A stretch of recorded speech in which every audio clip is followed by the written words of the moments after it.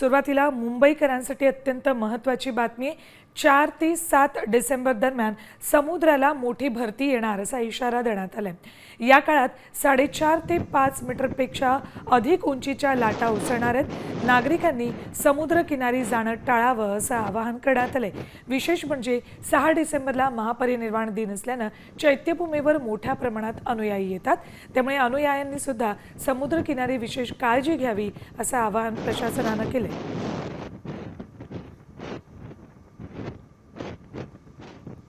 4 डिसेंबरला रात्री 11:52 4.96 मीटरच्या लाटा उसळतील। 5ला सकाळी 11:30 वाजता 4.14 मीटर उंच लाटा। 6 तारखेला मध्यरात्री 12:39ला 5.03 मीटर उंचीच्या लाटा। दुपारी 12:20 4.17 मीटर उंचीच्या लाटा।